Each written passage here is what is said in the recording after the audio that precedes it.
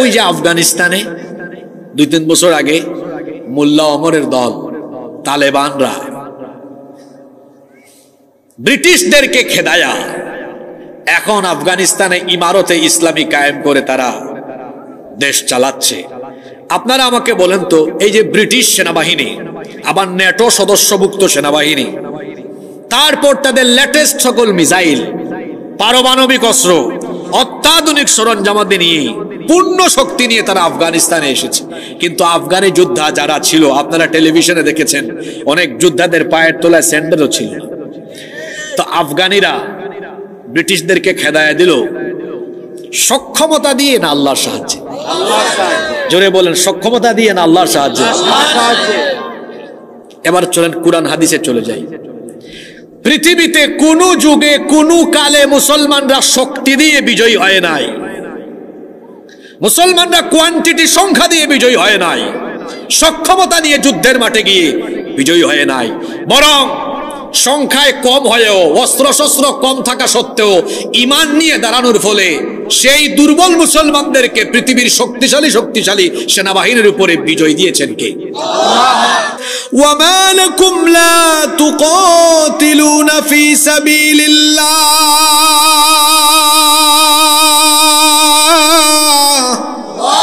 তোমাদের কি হলো? কেন তোমরা আল্লাহর পথে লড়াই করছো না, আল্লাহর পথে যুদ্ধ করছো না? ওয়াল মুস্তাদআফিনা মিনার রিজালি ওয়ান নিসাই ওয়াল ওয়িলদান, সেই সকল দুর্বল ঈমানদার পুরুষ, নারী এবং শিশুদের জন্য। আল্লাযীনা ইয়াকুলুনা, যারা নির্যাতিত হয়ে বলছে, রব্বানা আখরিজনা মিন হাযিহিল ক্বরিয়াতিয যালিমি আহলুহা, হে রব আমাদেরকে এই জালিমদের অধ্যুষিত অঞ্চল থেকে বের করে দাও। ওয়াজআল লানা মিন লাদুনকা ওয়ালিয়া, আর তোমার তরফ থেকে আমাদের জন্য অভিভাবক পাঠাও। ওয়াজআল লানা মিন লাদুনকা নাসীরা,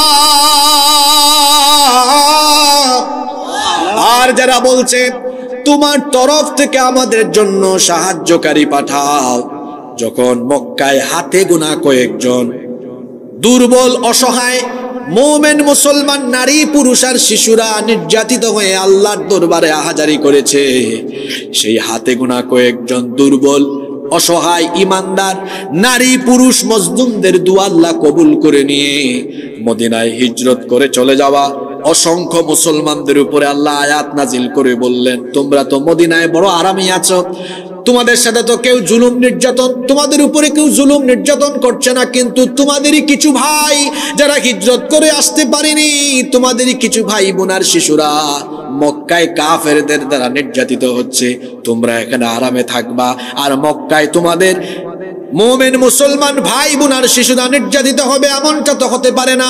আল্লাহ তাআলা মদিনায় হিজরত করে চলে যাওয়া মুহাজির মুসলমানদেরকে লক্ষ্য করে বললেন, ওয়ামা লাকুম লা তুকাতিলুনা ফি সাবিলিল্লাহ, কি হয়েছে তোমাদের, তোমরা কি আল্লাহর পথে তাদের জন্য লড়াই করবে না? এই আয়াত নাজিলের প্রেক্ষাপট আমাদেরকে কি বার্তা দিল, কি শিক্ষা দিল? যদি হাতে গোনা কয়েকজন দুর্বল অসহায় মজলুম মুসলমানদের পক্ষে দাঁড়িয়ে জিহাদ করার জন্য বাদবাকি সবার উপরে আল্লাহ জিহাদ ফরজ করে দেন, আজকে লক্ষ লক্ষ ফিলিস্তিনিদের উপরে যখন জুলুম নির্যাতন হচ্ছে, আল্লাহর কোরআনের আয়াত কি আমাদেরকে এই শিক্ষা দেয় না যে এই লক্ষ লক্ষ ফিলিস্তিনিদের পক্ষে এখন 200 কোটি মুসলমান তাদের পক্ষে দাঁড়িয়ে জিহাদ করা বাদবাকি সবার জন্য এখন ফরজে আইন হয়ে গিয়েছে। রাইসুল মুফাসসিরিন আব্দুল্লাহ ইবনে আব্বাস রাদিয়াল্লাহু আনহুর মা, তারপরে সাহাল ইবনে সাহাল, আবু জান্দাল রাদিয়াল্লাহু আনহু সহ এইরকম আরো বহু সাহাবীরা হিজরত করে মদিনায় যেতে পারেন নাই। অর্থনৈতিক দৈন্যদশা এবং শারীরিক অক্ষমতার ফলে মক্কায় তারা থেকে গেলেন।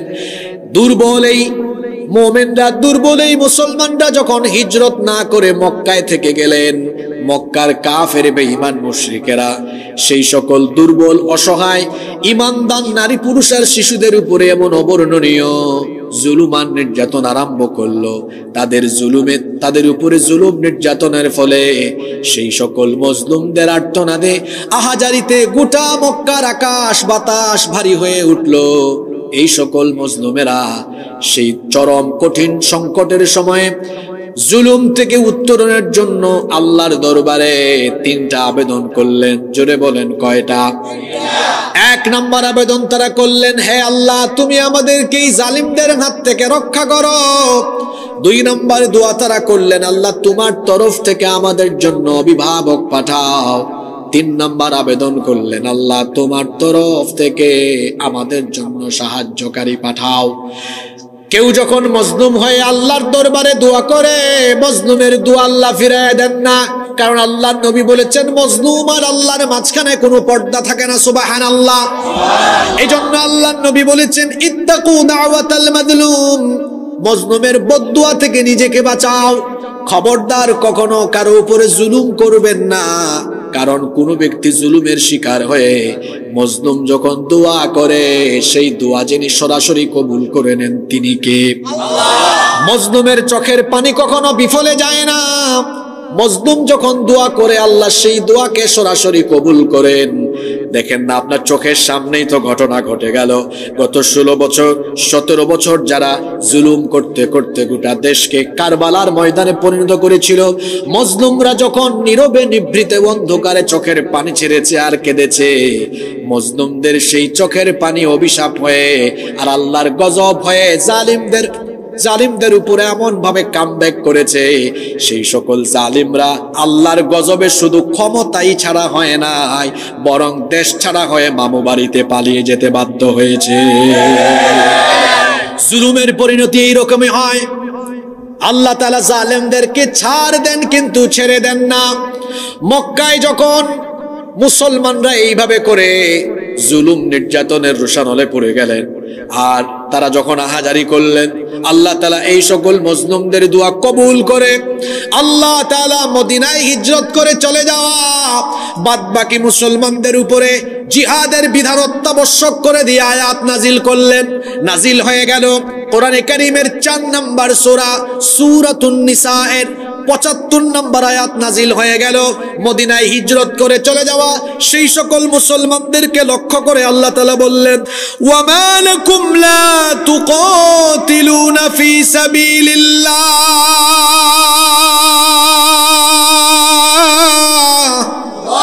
তোমাদের কি হলো? কেন তোমরা আল্লাহর পথে লড়াই করছো না, আল্লাহর পথে যুদ্ধ করছো না? ওয়াল মুস্তাদআফিনা মিনার রিজালি ওয়ান নিসাই ওয়াল ওয়িলদান, সেই সকল দুর্বল ঈমানদার পুরুষ, নারী এবং শিশুদের জন্য। আল্লাযীনা ইয়াকুলুনা, যারা নির্যাতিত হয়ে বলছে, রব্বানা আখরিজনা মিন হাযিহিল ক্বরিয়াতিয যালিমি আহলুহা, হে রব আমাদেরকে এই জালিমদের অধ্যুষিত অঞ্চল থেকে বের করে দাও। ওয়াজআল লানা মিন লাদুনকা ওয়ালিয়া, আর তোমার তরফ থেকে আমাদের জন্য অভিভাবক পাঠাও। ওয়াজআল লানা মিন লাদুনকা নাসীরা, আর যারা বলছে তোমার তরফ থেকে আমাদের জন্য সাহায্যকারী পাঠাও, যখন মক্কায় হাতে গোনা কয়েকজন দুর্বল অসহায় মুমিন মুসলমান নারী পুরুষ আর শিশুরা নির্যাতিত হয়ে আল্লাহর দরবারে আহাজারি করেছে, সেই হাতে গোনা কয়েকজন দুর্বল অসহায় ঈমানদার নারী পুরুষ মজলুমদের দোয়া আল্লাহ কবুল করে নিয়ে মদিনায় হিজরত করে চলে যাওয়া অসংখ্য মুসলমানদের উপরে আল্লাহ আয়াত নাজিল করে বললেন, তোমরা তো মদিনায় বড় আরামে আছো, তোমাদের সাথে তো কেউ জুলুম নির্যাতন, তোমাদের উপরে কেউ জুলুম নির্যাতন করছে না, কিন্তু তোমাদেরই কিছু ভাই যারা হিজরত করে আসতে পারেনি, তোমাদেরই কিছু ভাই বোনার শিশুরা মক্কায় কাফেরদের দ্বারা নির্যাতিত হচ্ছে, তোমরা এখানে আরামে থাকবা, আর মক্কায় তোমাদের মুমিন মুসলমান ভাই বোনার শিশুরা নির্যাতিত হবে, এমনটা তো হতে পারে না। আল্লাহ তাআলা মদিনায় হিজরত করে চলে যাওয়া মুহাজির মুসলমানদেরকে লক্ষ্য করে বললেন, ওয়া মা লাকুম লা তুকাতিলুনা ফি সাবিলিল্লাহ, কি হয়েছে তোমাদের, তোমরা কি আল্লাহর পথে তাদের জন্য লড়াই করবে না? এই আয়াত নাজিলের প্রেক্ষাপট আমাদেরকে কি বার্তা দিল, কি শিক্ষা দিল? যদি হাতে গোনা কয়েকজন দুর্বল অসহায় মজলুম মুসলমানদের পক্ষে দাঁড়িয়ে জিহাদ করার জন্য বাদবাকি বাকি সবার উপরে আল্লাহ জিহাদ ফরজ করে দেন। আজকে লক্ষ লক্ষ ফিলিস্তিনিদের উপরে যখন জুলুম নির্যাতন হচ্ছে, আল্লাহর কোরআনের আয়াত কি আমাদেরকে এই শিক্ষা দেয় না যে এই লক্ষ লক্ষ ফিলিস্তিনিদের পক্ষে এখন 200 কোটি মুসলমান তাদের পক্ষে দাঁড়িয়ে জিহাদ করা বাদ বাকি সবার জন্য এখন ফরজে আইন হয়ে গিয়েছে। আপনি তো বড় বাস্তববাদী মানুষ, আপনি বলবেন হুজুর এই যে আপনি গলাবাজি করে একটা কথা বলে ফেললেন যে আমরা বাদবাকি 200 কোটি তাদের পক্ষে দাঁড়িয়ে যাব, কিন্তু আমরা যাদের বিরুদ্ধে দাঁড়াবো ইসরায়েল, এদের মিলিটারি তো পৃথিবীর শক্তিশালী মিলিটারি, আর তাদের কাছে যে অস্ত্র শস্ত্র আছে তা পৃথিবীর সবচাইতে অত্যাধুনিক এবং লেটেস্ট সরঞ্জাম আছে। তাদের কাছে আমেরিকা যে যুদ্ধ বিমান দিয়েছে, যে মিসাইল, যে পারমাণবিক অস্ত্র শস্ত্র দিয়েছে, এগুলোর মোকাবেলায় আমরা দাঁড়াবো কেমনে? আমাদের তো সক্ষমতা নাই। মানে এটা হলো বাস্তববাদী মানুষের বাস্তববাদী কথা। হুজুর আমাদের সক্ষমতা নাই। আপনাদের মনোযোগ আছে না চলে গেছে? খেয়াল করে শুনেন, যাদের ইমানের ব্যাটারি দুর্বল হয়ে গিয়েছে, আজকে কোরআন হাদিস দিয়ে ইমানের ব্যাটারিকে আপনি ফুলফিল করুন। এই যে আপনি বললেন বাস্তববাদী মানুষ যে হুজুর এই শক্তিশালী সেনাবাহিনীর বিরুদ্ধে লড়াই করার আমাদের তো সক্ষমতা নেই। এবার আপনারা বুঝে শুনে জবাব দেন তো, পৃথিবীতে কোন যুগে বা কোন কালে আজ অবধি পৃথিবীতে কি মুসলমানরা যে কোনো যুদ্ধ সংগ্রাম বা বিপ্লবে সক্ষমতা দিয়ে বিজয়ী হয়েছে, না আল্লাহর সাহায্যে বিজয়ী হয়েছে? এই আওয়াজে হবে না। কার সাহায্যে? কোরআন হাদিসের উদ্ধৃতি দিব। তার আগে ওই যে আপনি বাস্তববাদী মানুষ, তো আপনাকে বাস্তব কয়েকটা কাহিনী বলে এরপর কোরআন হাদিসে ঢুকবেন। আপনি যে বললেন হুজুর সক্ষমতা নাই, দাঁড়াবো কেমনে? সক্ষমতা দিয়ে বিজয় আসে না, কোয়ান্টিটি দিয়ে বিজয় আসে না। লড়াই করা মানুষগুলো যখন কোয়ালিটি সম্পন্ন হয়, সংখ্যায় কম হলেও এদেরকে বিজয় দিয়ে দেন কি? সক্ষমতা দিয়ে বিজয় আসে না। ঈমান, তাওয়াক্কুল, অবিচলতা, অসীম সাহস, আল্লাহর উপর দৃঢ় ঈমান থাকলে পরে সাহায্য করেন কে? আল্লাহ। আপনি যে বলেন সক্ষমতা থাকলে বিজয় আসে, তাহলে বাংলাদেশে যে গত 8 মাস আগে এক বিপ্লব ঘটলো, যারা বিপ্লব ঘটালো রাষ্ট্রক্ষমতা বেশি ছিল না বিপ্লবীদের সক্ষমতা বেশি ছিল? জোরে বলতে হবে। যে ছাত্র তরুণ যুবকেরা দাঁড়ালো, এদের হাতে কি রাইফেল ছিল? পুরুষ মানুষের মতো জবাব দেন, ছিল? অস্ত্র ছিল? কিছুই ছিল না। পুলিশের হাতে সব ছিল। আর এখন তো সব ফাঁস হয়ে গিয়েছে। ইন্টারনেট বন্ধ করে ঢাকার আকাশে হেলিকপ্টার উড়ায়া নির্মম হত্যাযজ্ঞ চালানো হয়েছে। বলেন সেই সময় যারা বিপ্লবী রাস্তায় ছিল, আপনারা বলেন তো সক্ষমতা ছিল? তবে তাদের অন্তরে ছিল অসীম সাহস।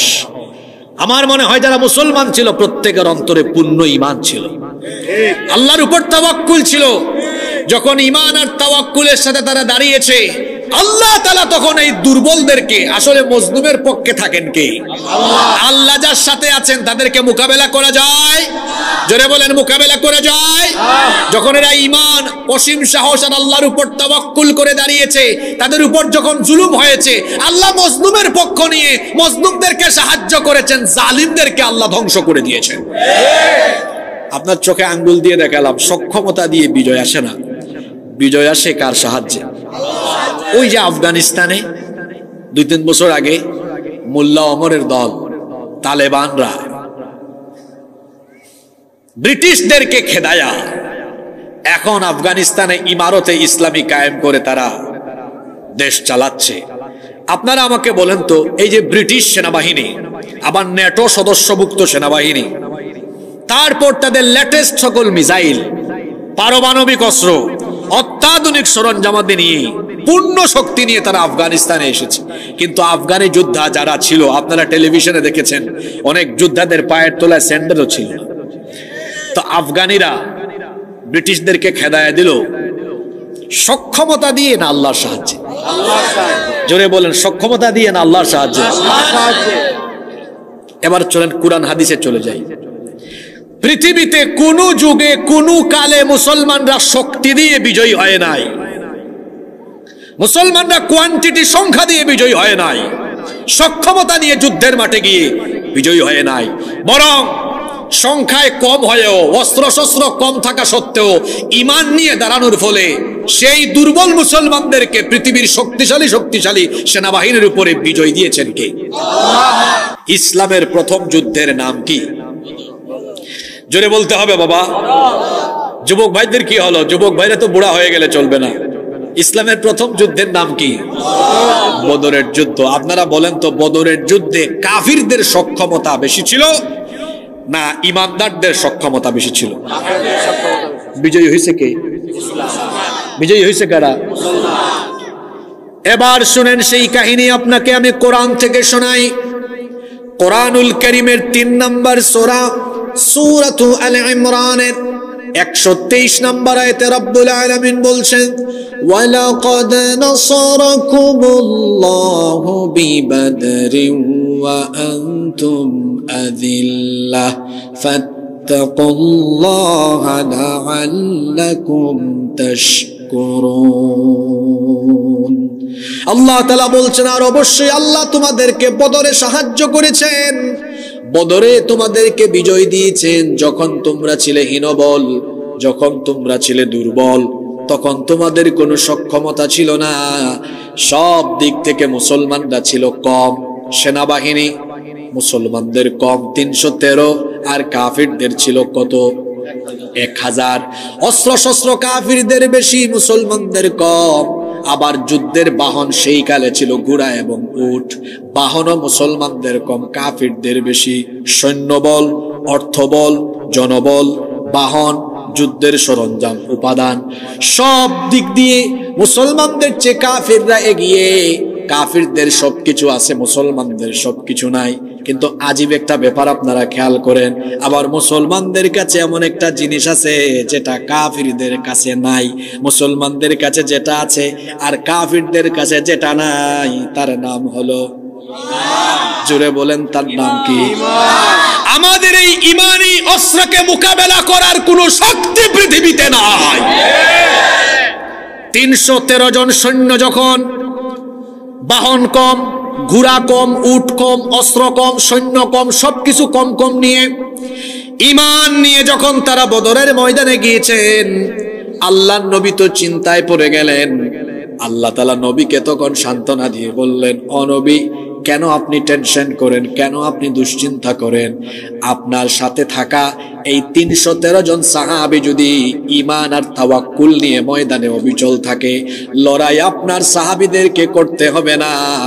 আসমান থেকে আমি আল্লাহ ফেরেশতা পাঠাইয়া কাফিরদেরকে পরাজিত করে বদরে আমি আপনাকে বিজয় দিয়ে দিব। আল্লাহ তার নবীর সাথে যে ওয়াদা করেছেন, আল্লাহ কি সেই ওয়াদা পূরণ করেন নাই? আস্তে বলবেন না, জোরে বলেন, আল্লাহ কি করেন নাই? আল্লাহ যেভাবে নবীর সাথে ওয়াদা করেছেন, সেই ওয়াদা আল্লাহ পূরণ করেছেন। কোরআনুল কারীমের 8 নম্বর সূরা সূরাতুল আনফালের 12 নম্বর আয়াতে আল্লাহ তাআলা বলছেন, ইয ইউহি রাব্বুকা ইলাল মালাইকাতি আন্নী মাআকুম ফাসাব্বিতুল লাযীনা আমানু সাউলকি ফি কুলুবিল লাযীনা কাফারুর রু'বা ফাদরিবু ফাওকাল আ'নাক ওয়াদরিবু মিনহুম কুল্লা বানান। আল্লাহ তাআলা বলছেন, আর স্মরণ করো যখন তোমার প্রতিপালক ফেরেশতাদেরকে ডেকে বললেন, জোরে বলেন তো, ফেরেশতা যার আইন মানতে বাধ্য তিনি কে? আল্লাহ ফেরেশতাদেরকে ডাকলেন, ডেকে বললেন, আন্নী মাআকুম, আমি তোমাদের সাথে আছি, আমার নবীর সাথে আমি ওয়াদা করেছি বদরে আমি আমার নবীকে সাহায্য করব। সুতরাং এক্ষুনি বদরের ময়দানে নেমে যাও। ফাসাব্বিতুল লাযীনা আমানু, গিয়ে ঈমানদারদেরকে এমন ভাবে সাহায্য করো যাতে করে ঈমানদাররা যুদ্ধের ময়দানে অবিচল থাকতে পারে। আল্লাহু আকবার। আল্লাহ তার নবীকে বললেন, ও নবী, ভয়ের কোনো কারণ নাই, কাফিররা অস্ত্র শস্ত্র সৈন্য সবকিছু বেশি বেশি নিয়ে আসলেও যুদ্ধের মাঠে আমি তাদের দিলের মধ্যে ভয় সৃষ্টি করে দিব। সাউলকি ফি কুলুবিল্লাযিনা কাফারুর রুব। আল্লাহ তাআলা বলছেন, ও নবী, অবশ্যই কাফিরদের অন্তরে আমি আল্লাহ ভীতি সৃষ্টি করে দিব। বলেন তো আমাদের হৃদয়, আমাদের দিলের মালিক কে? আল্লাহ। দিলের মধ্যে সাহস পয়দা করা কিংবা দিলের মধ্যে ভয় ঢুকায় দেওয়ার একমাত্র ইখতিয়ার কার? আল্লাহ। আল্লাহ বললেন, ও নবী, ভয়ের কোনো কারণ নাই। অস্ত্র শস্ত্র সৈন্যবল জনবল বাহন সবকিছুতে সমৃদ্ধ থাকার পরেও আমি কাফিরদের অন্তরে ভয় ঢুকায় দিব। কারণ কাফিরদের অস্ত্র শস্ত্র সব থাকলেও ইমানদারদের প্রধান অস্ত্র, তারা যখন আল্লাহর নামে তাকবীর দেয় তখন তাকবীর শুনে কাফিরদের কলিজার মধ্যে ভয় লাগে। এখনো আপনারা দেখবেন যখন ইসলাম বিরোধীরা ইমানদারদের তাকবীরের ধ্বনি শুনে, তাকবীরের ধ্বনি শোনা মাত্রই তাদের কলিজাটা কেঁপে উঠে। আল্লাহ বললেন, ও নবী, কাফিরদেরকে পরাজিত করার প্রধান যে পদ্ধতি সেটা হলো আমি আল্লাহ ওদের অন্তরের মধ্যে ভীতি সৃষ্টি করে দিব। আর আমি ফেরেশতা পাঠালাম। আল্লাহ ফেরেশতাদেরকে অর্ডার করলেন। আল্লাহ তাআলা ফেরেশতাদেরকে বললেন, আল্লাহর শব্দ চয়নের নমুনাটা আপনি খেয়াল করেন। আল্লাহ তাআলা ফেরেশতাদেরকে বললেন, ফাদরিবু ফাওকাল আনাক। ফেরেশতারা বদরের মাঠে যাও, ফাদরিবু ফাওকাল আনাক, গিয়ে প্রত্যেক কাফিরের ঘাড়ের উপরে আঘাত করে প্রত্যেকটা কাফিরদের শরীর থেকে মাথাকে তোমরা আলাদা করে দাও। আল্লাহু আকবার, আল্লাহু আকবার, আল্লাহু আকবার। প্রত্যেক কাফিরদের ঘাড়ের উপর আঘাত করে শরীর থেকে মাথা আলাদা করো। ফেরেশতাদেরকে অর্ডারটা দিয়েছেন কে? আল্লাহ। জোরে বলেন, অর্ডার দিয়েছেন কে? আল্লাহ। সক্ষমতা দিয়ে বিজয় হওয়া যায় না। শুনেন, 313 জন দাঁড়িয়েছেন ঈমান নিয়ে। কাফেররা 1000-এর বাহিনী নিয়ে এগিয়ে আসতেছে, মুসলমানদেরকে কচুকাটা করবে। আবু জাহালের ছেলে ইকরিমা বিন আবু জাহাল তখনও ইসলাম কবুল করেন নাই। তিনি বলছেন, আমি লক্ষ্য করে দেখলাম আমাদের কাফের নেতৃবৃন্দ যখন বীরের বেশে এগিয়ে যাচ্ছেন মুসলমানদেরকে হত্যা করবেন, সাদা সাদা চেহারা বিশিষ্ট, শুভ্র জামা কাপড় পরিহিত, অত্যন্ত সুন্দর চেহারা বিশিষ্ট কারা জানি তলোয়ার নিয়ে ঝড়ের গতিতে ছুটে এসে আমাদের নেতৃবৃন্দের শরীর থেকে মাথাকে আলাদা করে দিচ্ছিল। আল্লাহু আকবার। তারা ছিল কার ফেরেশতা?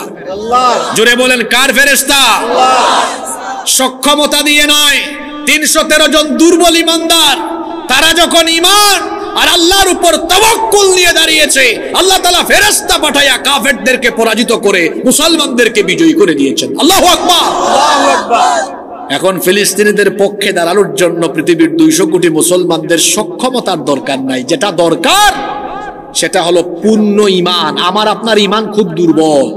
আমার আপনার ঈমানের রোগ ধরেছে, আমলের রোগ ধরেছে। আমরা নামে শুধু ঈমানদার, অথচ কাজে কর্মে ঈমানের কোনো ছিটে ফুটাও আমাদের জীবনে নাই। সবচেয়ে বেশি মিথ্যা কথা বলি আমরা, প্রতারণা করি আমরা, ধোঁকাবাজি করি আমরা, অন্যায়ভাবে মাল আত্মসাৎ করি আমরা, সুদ খাই আমরা, ঘুষ খাই আমরা। এভাবে অন্যায় অপরাধ করতে করতে আমরা আমাদের নিজেদের ঈমানকে রোগাক্রান্ত বানিয়ে ফেলেছি। ঈমান খাঁটি থাকলে পরে যার মদদ, যার সাহায্য আসে, জোরে বলেন তো তিনি কে? আল্লাহ।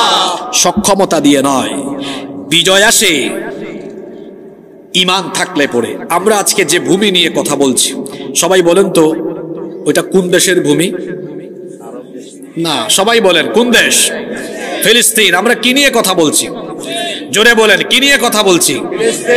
এবার আপনাকে আল্লাহর কোরআন থেকে চমৎকার একটা ঘটনা শোনাই। এই অঞ্চল জেরুজালেম, আল কুদস, ফিলিস্তিন, এটা পৃথিবীর আগেও অতীতেও সক্ষমতা দিয়ে বিজয় হয় নাই। এটা বিজয় হয়েছে আল্লাহর সাহায্যে। সুবহানাল্লাহ পড়বেন না? আপনার ঈমান যদি দুর্বল হয়ে যায় তাহলে আপনি শুনুন, আপনাকে আল্লাহর কোরআন থেকে ঘটনাটা শোনাই। আল্লাহর কোরআনের 5 নম্বর সূরা সূরাতুল মাইদা এর 21 নম্বর আয়াত থেকে বাড়িতে গিয়ে আপনি পড়বেন। মুসা নবীর কাহিনী শুনতেছেন আপনারা? জেরুজালেমের ঘটনা বলতে, জেরুজালেমের ঘটনা। আপনারা সবাই জানেন মুসা নবী তার উম্মত নিয়ে ফেরাউনের হাত থেকে মুক্তি পাওয়ার জন্য রওনা করলেন আল্লাহর কথা মতো। তিনি এবার লোহিত সাগর তার উম্মত নিয়ে চলে গেলেন, পাস হয়ে চলে গেলেন। আর ফেরাউন আর তার বাহিনীকে লোহিত সাগরে ডুবাইয়া মেরেছেন কে? আল্লাহ। এই কাহিনী আপনাদের জানা আছে। মুসা নবী তার উম্মত নিয়ে যখন সাগরের ওই পারে চলে গেলেন, ফেরাউন আর তার বাহিনীও শেষ। মুসা নবী আবার তার উম্মত নিয়ে কোথায় যাবেন, কোন দিকে যাবেন তিনি নিজেও জানেন না। আল্লাহ তাআলা বললেন, হে আমার নবী মুসা, তুমি তোমার উম্মত নিয়ে মসজিদে আকসার যে আশেপাশের অঞ্চল, ফিলিস্তিন, জেরুজালেম, ওই ভূমিতে যাও, জিহাদ করে এই অঞ্চলকে পুনরুদ্ধার করো। সেই সময়ে এই অঞ্চলকে দখল করে রেখেছিল আমালিকা সম্প্রদায়। আমালিকা সম্প্রদায় ছিল সেই সময়ে পৃথিবীর সুপার পাওয়ার। তাদের শক্তিশালী সেনাবাহিনী ছিল, সকল দিক থেকে তারা সমৃদ্ধ ছিল। আল্লাহ মুসা নবীকে বললেন, মুসা, ফেরাউন আর তার বাহিনীর হাত থেকে আমি তোমাকে নাজাত দিয়েছি, তার বাহিনীকে ধ্বংস করে দিয়েছি। এবার তুমি তোমার উম্মত নিয়ে ওই জেরুজালেমে যাও, গিয়ে ওই নাফরমান আমালিকা সম্প্রদায়ের হাত থেকে এই পবিত্র ভূমি তুমি উদ্ধার করো, জিহাদ করো। মুসা নবী তখন বললেন, হে আল্লাহ, আমার এই দুর্বল উম্মত, এরা কেউ প্রশিক্ষিত নয়, অস্ত্র শস্ত্র আমাদের বেশি নাই, আমরা কিভাবে পৃথিবীর শক্তিশালী একটি সেনাবাহিনীর বিরুদ্ধে লড়াই করব, যুদ্ধ করব? আমার উম্মত তো তাদের বিরুদ্ধে যুদ্ধ করতে পারবে না। আল্লাহ তাআলা তখন বললেন, মুসা, তুমি বলছো তোমার উম্মতের সক্ষমতা নাই, তোমরা দুর্বল, কিন্তু মুসা তুমি বলো, তোমার সাথে যদি আমি থাকি তাহলে কি তোমার বাহিনীকে মোকাবেলা কেউ করতে পারবে নাকি? জোরে বলেন, পারবে নাকি? বলেন তো, আল্লাহ যার সাথে থাকেন তারা দুর্বল না সবল? আরো জোরে বলেন, তারা দুর্বল না সবল? মুসা নবীকে আল্লাহ বললেন, মুসা, আমি তোমার সাথে আছি, আমি তো কাফেরদের সাথে নাই, তোমার সাথে আছি, সুতরাং তুমি যাও। যদি তোমার দুর্বল এই উম্মত নিয়ে শুধু জিহাদের ময়দানে যাও, যুদ্ধ তোমাদেরকে করা লাগবে না, যদি শুধু দাঁড়াতে পারো, আমি আল্লাহ ফেরেশতা পাঠায়া বিজয় দিয়ে ওই জেরুজালেমের ভূমিকে তোমার উম্মতের ভাগ্যে লিখে দিব। মুসা নবী এবার তার উম্মতকে ডেকে কি বললেন, এই সম্পূর্ণ কাহিনী আল্লাহ তাআলা কোরআনে কারীমের 5 নম্বর সূরা সূরাতুল মাঈদাহের 21 নম্বর আয়াত থেকে 26 নম্বর আয়াত পর্যন্ত তুলে দিলেন। মুসা নবী তখন তার উম্মতকে ডেকে কি বললেন শোনেন। ইয়া কওমি দুখুলুল আরদাল মুকদ্দাসাতাল্লাতী কাতাবাল্লাহু লাকুম ওয়া লা তারতাদ্দু আলা আদবারিকুম ফাতানকালিবু খাসিরিন।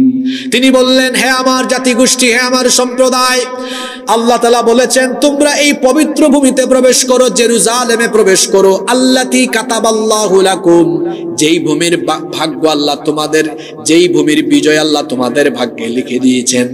এই বনি ইসরাইলের লোকেরা বলল, হে আমাদের নবী মুসা, কি করে আমরা গিয়ে এই শক্তিশালী বাহিনীর মোকাবেলা করব? আমাদের তো কোনো সক্ষমতা নাই, তাদের বিরাট সেনাবাহিনী, আমরা তো দুর্বল, কিভাবে তাদের বিরুদ্ধে আমরা লড়াই করব? আমাদের তো কোনো সক্ষমতা নাই, আমরা ওখানে গেলেই তো মারা যাব। মুসা নবী তখন বললেন, চিন্তিত হয়ো না, আল্লাহ ওয়াদা করেছেন তোমরা যদি আমার সাথে লড়াই করার জন্য, জিহাদ করার জন্য, যুদ্ধ করার জন্য ওই জেরুজালেমের অঞ্চলে যাও, আল্লাহ ওয়াদা করেছেন তিনি নিজে সাহায্য করে ওই ভূমির বিজয় আমাদের ভাগ্যে লিখে দিবেন। আল্লাহ যেহেতু ওয়াদা করেছেন, আল্লাহ অবশ্যই করবেন, কারণ আল্লাহর ওয়াদা সত্য না মিথ্যা? আর জোরে বলেন, সত্য না মিথ্যা? আল্লাহ তাআলা কোরআনে কারীমে বলেছেন, ওয়ামান আসদাকু মিনাল্লাহি কিলা, তার চাইতে অধিকতর সত্য কথা আর কে বলতে পারে? মুসা নবী তার উম্মতকে বললেন, আল্লাহ যেহেতু ওয়াদা করেছেন, আল্লাহ তার ওয়াদা পূরণ করবেন। সাবধান করে দিচ্ছি, ওয়ালা তারতাদ্দু আলা আদবারিকুম ফাতানকালিবু খাসিরিন। পিছন ফিরে যাও না, যুদ্ধের ময়দান থেকে পলায়ন করো না। যুদ্ধের ময়দান থেকে পলায়ন করা হলো কবিরা গুনাহ। আল্লাহ ওয়াদা করেছেন যেহেতু আল্লাহ অবশ্যই সাহায্য করবেন, পিছন ফিরে যেও না, যদি পলায়ন করো তোমরা ক্ষতিগ্রস্ত হয়ে যাবে। মুসা নবী যখন তার উম্মতকে ডেকে এই কথা বললেন, তার উম্মত তখন তাকে কি জবাব দিল আল্লাহ পরের আয়াতে তুলে দিয়েছেন।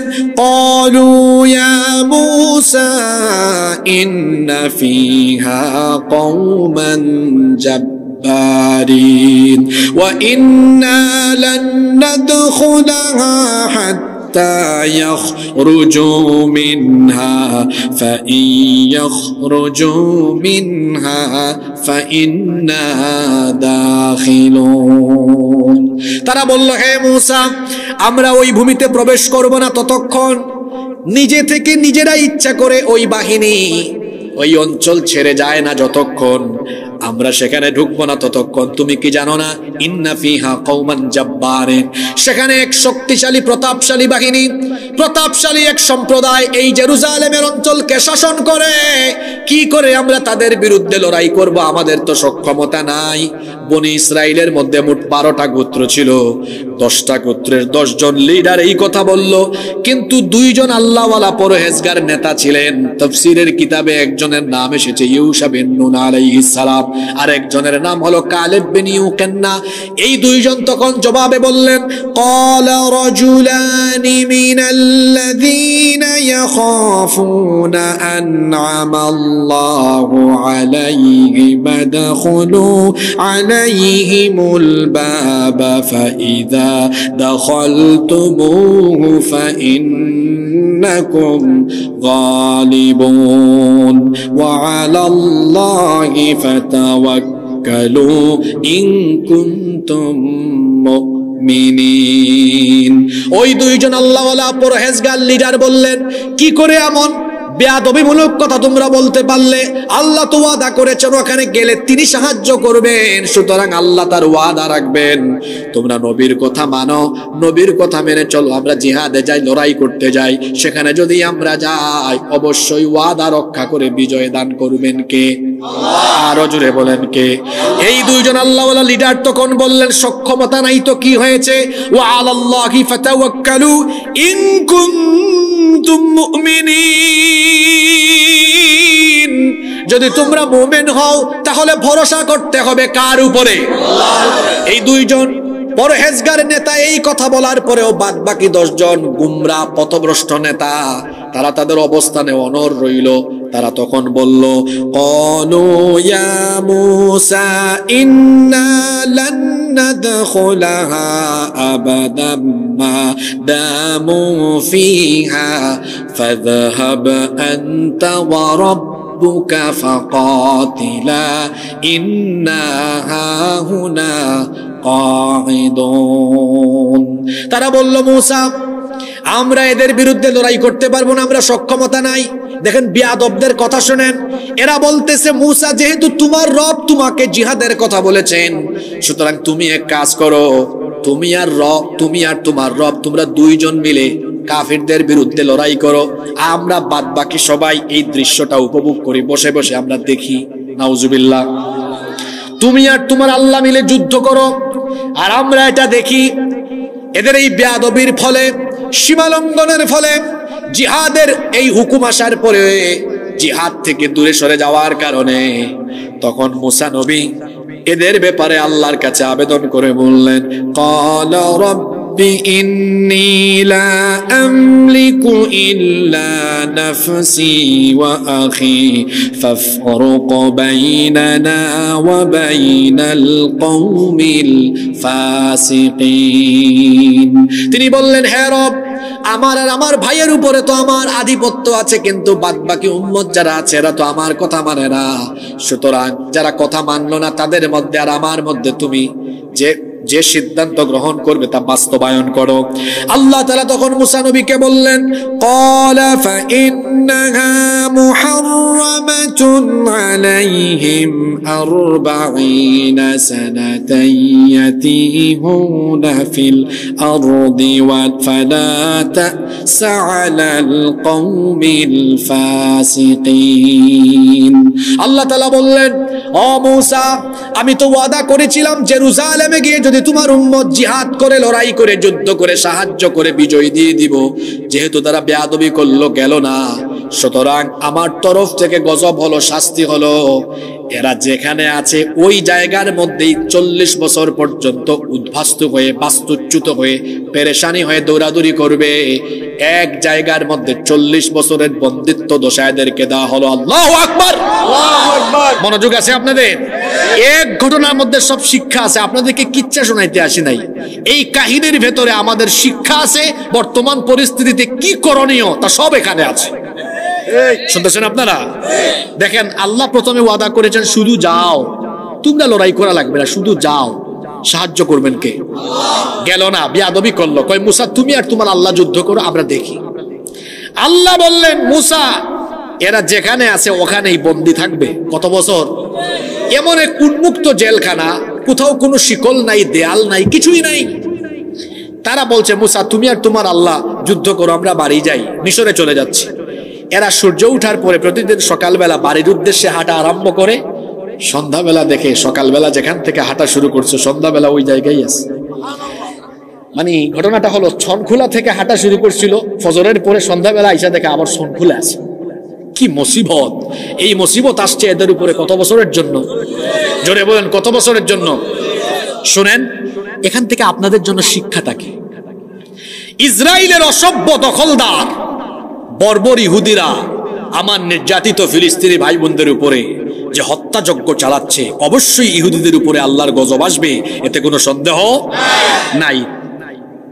ইহুদিদের উপরে গজব আসার পাশাপাশি মজলুম মুসলমানদের পক্ষে যারা কার্যকর ভূমিকা পালন করবে না, গজব যখন আসবে তখন শুধু অসভ্য দখলদার ইহুদিদের উপরে নয়, মুনাফিক মার্কা মুসলমানরাও ইহুদিদের সাথে আল্লাহর গজবে পড়বে। গজবে পড়বে সৌদি আরব, গজবে পড়বে মিশর, গজবে পড়বে জর্ডান, গজবে পড়বে কাতার, কুয়েত, দুবাই সহ এই আরব অঞ্চলের সমস্ত আরব বিশ্বের খলিফারা। আপনারা ওয়ার্ল্ড ম্যাপ, বিশ্ব মানচিত্রটা একটু খুলে দেখবেন, প্যালেস্টাইনের আশেপাশে এই দেশগুলো আছে না? আমরা বাংলাদেশ থেকে যদি প্রায় 10-15 লক্ষ মানুষের গণজমায়েত করে প্রতিবাদ জানাতে পারি, আপনারা কি তাদের দেশগুলোতে গণজমায়েত হয়ে এরকম প্রতিবাদ দেখেছেন? যদি বলেন দেখেছেন? মাঝে মাঝে আরব দেশের নেতারা, রাষ্ট্রপ্রধানরা মাঝে মাঝে একটা বিবৃতি দেয়, আর এদের কামটা কি শোনেন? এরা গাজায়, রাফায় মাঝে মাঝে চিকিৎসা সামগ্রী, ত্রাণ সামগ্রী ইত্যাদি ইত্যাদি পাঠায়। মজলুমদের জন্য ত্রাণ সামগ্রী আর চিকিৎসা সামগ্রী নয়। এই পরিস্থিতিতে অসভ্য দখলদার ইহুদিরা যদি এই বর্বরতা বন্ধ না করে, তাহলে পৃথিবীর যতগুলো মুসলিম দেশ আছে রাষ্ট্রপ্রধানরা ঐক্যবদ্ধ হয়ে মুসলমানদের বর্ডার খুলে দিয়ে সামরিক অভিযান প্রেরণের জন্য প্রস্তুতি গ্রহণ করতে হবে।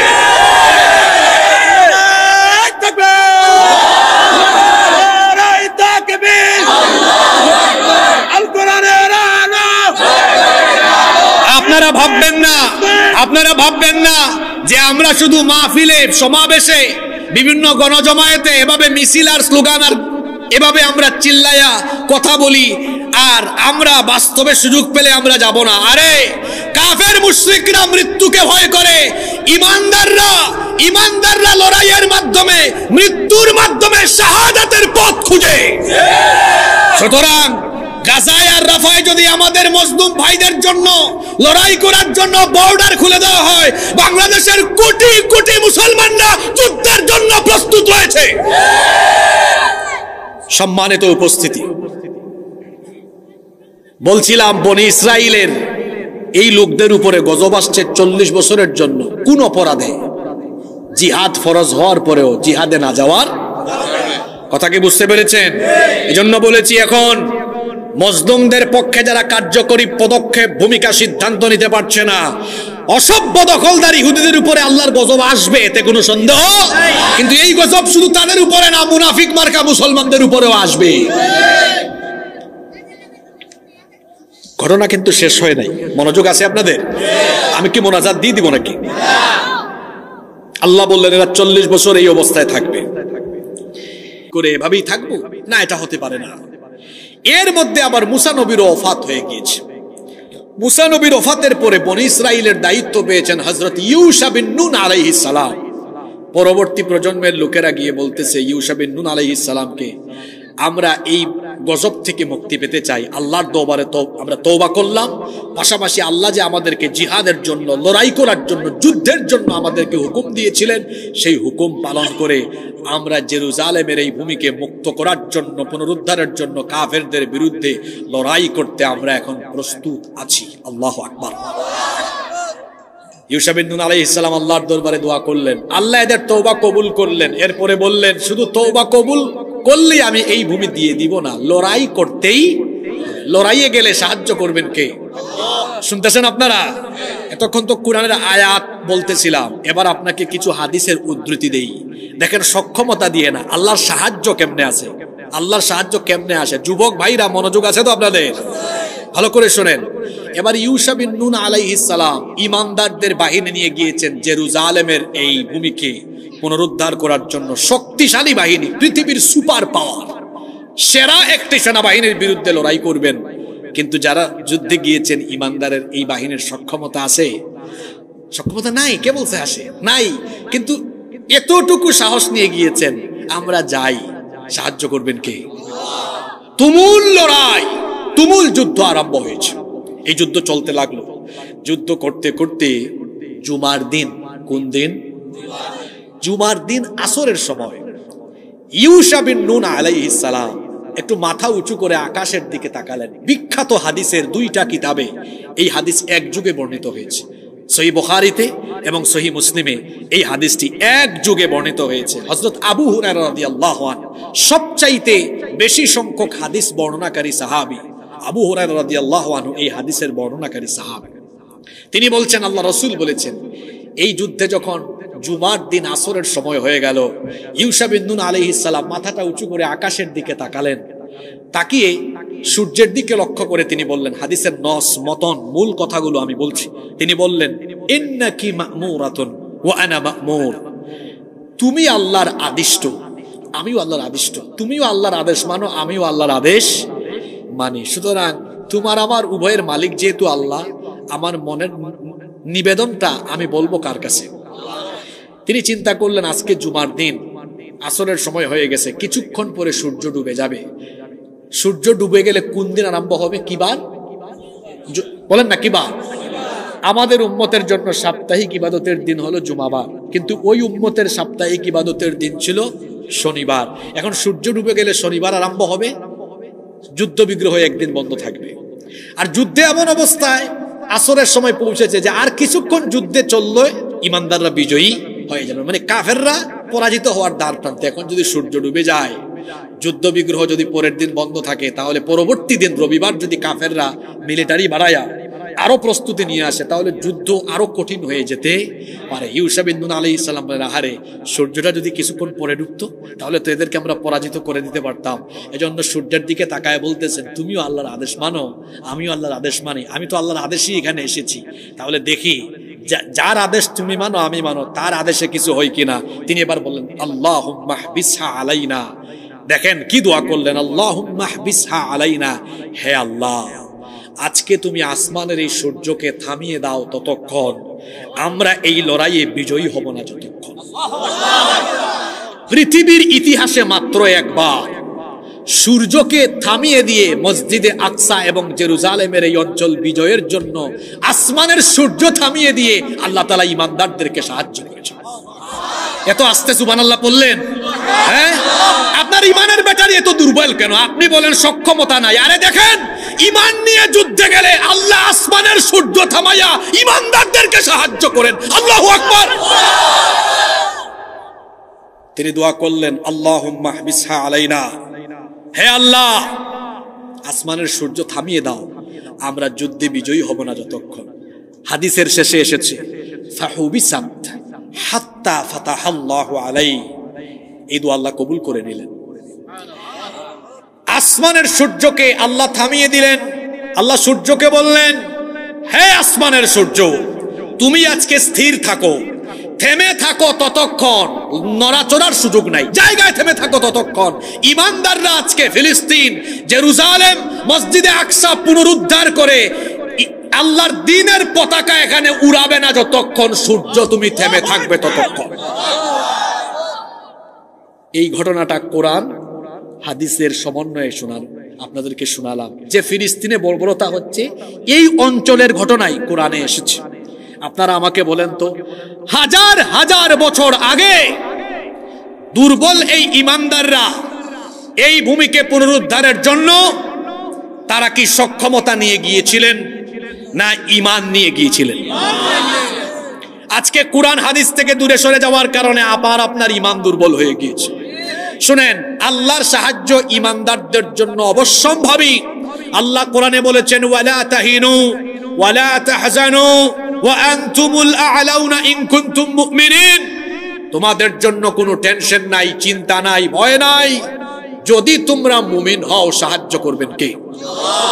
সাহায্য পাওয়ার জন্য মুমিন হতে হয়। এই মুমিন কেমন? নামে মুমিন না কামে মুমিন? আল্লাহর সাহায্য যে আসে কোরআন হাদিস বলার পরে এবার আরেকটা ঐতিহাসিক ঘটনা বলি। কষ্ট হচ্ছে আপনাদের? কনস্টান্টিনোপলের ব্যাপারে ঐতিহাসিকরা বলছেন, গোটা পৃথিবী যদি একটা দেশ হতো তাহলে তার রাজধানী হতো আভিজাত্য আর সৌন্দর্যের কারণে কনস্টান্টিনোপল তার রাজধানী হয়ে যেত।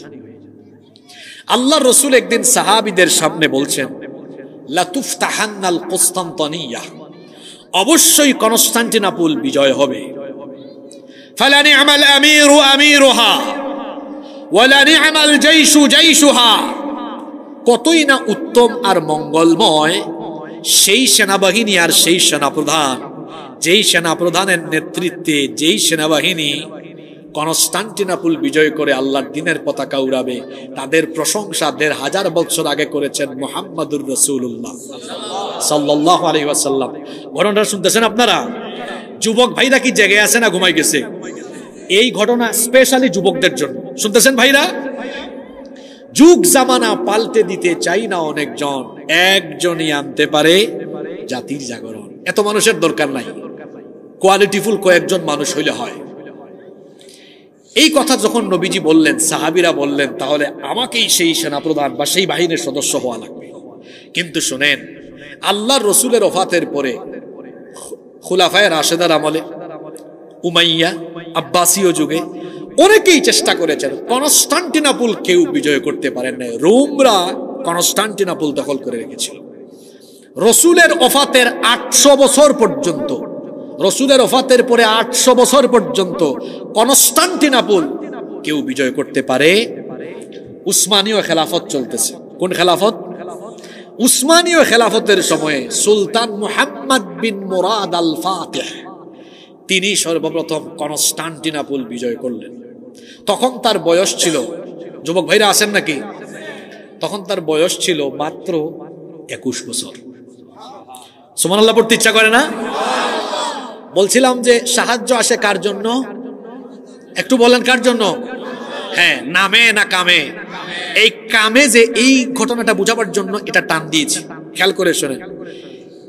এই যুবক ২১ বছর বয়সে কনস্টান্টিনোপল বিজয় করলেন। বিজয়ের পরে তাকে জিজ্ঞেস করা হলো, আচ্ছা এত অল্প বয়সে আপনি কনস্টান্টিনোপল বিজয় করলেন কিভাবে? এত প্রেরণা কোথা থেকে পেয়েছেন? তিনি বললেন, আমার বয়স যখন ৭ বা ৮ বছর, তখন ওই যে একটু আগে হাদিস বললাম না, এই হাদিসের কথা বললেন, এই হাদিসটা আমি শুনেছি। শোনার পরে আমি সিদ্ধান্ত নিয়েছিলাম, রাসূল যেই কমান্ডারের প্রশংসা করে গিয়েছেন, আমি সেই কমান্ডার হব। স্বপ্ন দেখতে হয়, যার স্বপ্ন যত বড় সফলতা তত। তিনি বলেন, আমি প্রতিজ্ঞা করেছিলাম আমি এটা বিজয় করে ছাড়বই। আমি ওই হাদিস শোনার পরে সিদ্ধান্ত নিয়েছিলাম। আজকে এই সিদ্ধান্তের প্রতিফলন ঘটিয়েছেন কে? এখন শোনেন, বিজয়ীরা পরামর্শ করে সিদ্ধান্ত নিলেন, এত বড় একটা বিজয় রাসূলের ওফাতের পরে এই প্রথমবারের মতো আমরা কনস্টান্টিনোপল বিজয় করলাম। আমরা আজকে 2 রাকাত সালাত আদায় করে আমরা এই বিজয় উদযাপন করব। এবার সিদ্ধান্ত হলো, এই নামাজে আজকে ইমামতি করবেন তিনি, বালেগ হওয়ার পর থেকে নিয়ে আজ পর্যন্ত 1 ওয়াক্ত নামাজ জামাতে কাজা করেন নাই। সুবহানাল্লাহ পড়বেন না?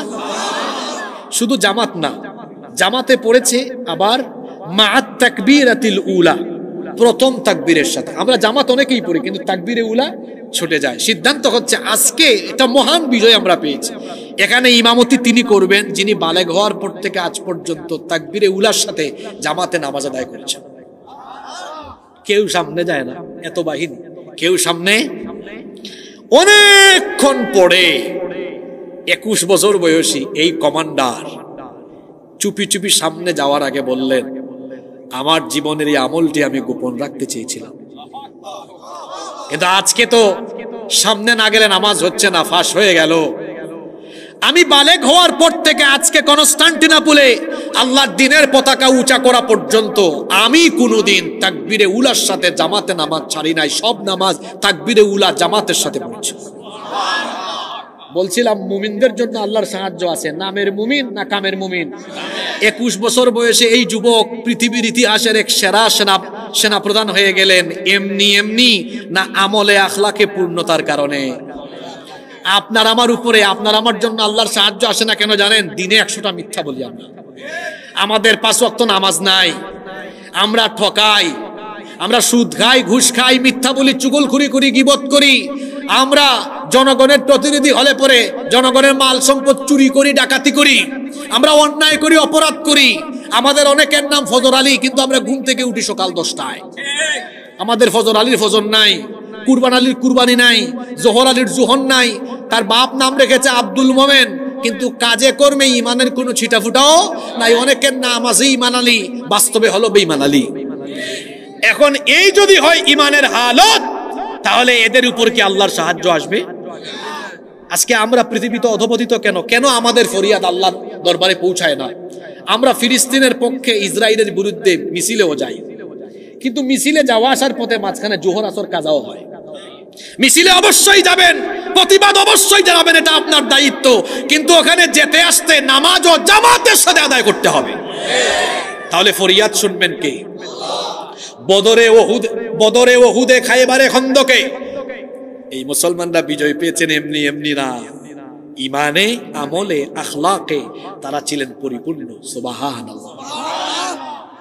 আজকে আমার আপনার ইমানের রূপ ধরে গিয়েছে। যুবক ভাইরা 12টা পর্যন্ত ওয়াজ শুনলেন, ফজরের সময় যদি ঘুমায় থাকেন এই ওয়াজে কোনো ফায়দা হবে? যদি বলেন ফায়দা হবে। সবার আগে কি? নামাজ। সবার আগে কি? ওয়াজ শোনা নফল, নামাজ আদায় করা। জোরে বলতে হবে, নামাজ আদায় করা। আজকে আমার আপনার নামাজের খবর নাই। আমার আপনার আমল আখলাকে যে গুরুতর রোগ ধরেছে, এজন্য আমাদের ফরিয়াদ আল্লাহর দরবার পর্যন্ত পৌঁছায় না, আমাদের জন্য আল্লাহর সাহায্য আসে না। এজন্য আমি আফসোস করে কি বলি, যদি আল্লাহর রসুল এবং সাহাবীদেরকে অলৌকিক ভাবে জিন্দা করা হতো, আমাদের ইমান আমলের এই দশা দেখে তারা আফসোস করে বলতেন, আরে বদরে ওহুদে খায়বারে খন্দকে রক্ত দিয়ে আমরা কি এই রকম মুসলমান বানাতে চেয়েছিলাম নাকি? আফসোস করতেন আর বলতেন। সম্মানিত নারায়ণগঞ্জবাসী, পৃথিবীতে কিয়ামত পর্যন্ত আমরা আল্লাহর সাহায্য পাবো। আমাদেরকে কেউ হারাতে পারবে না যদি আমরা ইমানে আমলে আখলাকে সমৃদ্ধ হয়ে, আমরা যদি ইমান আর আল্লাহর উপর তাওয়াক্কুল নিয়ে মাথা উঁচু করে দাঁড়িয়ে যাই, তামাম পৃথিবী আল্লাহ তাআলা আমাদের পায়ের তলায় ফেলে দিবে। আগে আমাদের নিজেদেরকে সমৃদ্ধ হতে হবে। মনে রাখবেন, সক্ষমতা দিয়ে বিজয় আসে না, বিজয় আসে কার সাহায্যে? জোরে বলতে হবে, কার সাহায্যে? কষ্ট হচ্ছে নাকি আপনাদের? আমরা এই ফিলিস্তিন নিয়ে তো আবেগ দেখাই কেন? কারণ এটা আমাদের আবেগের জায়গা, এটা আমাদের আবেগের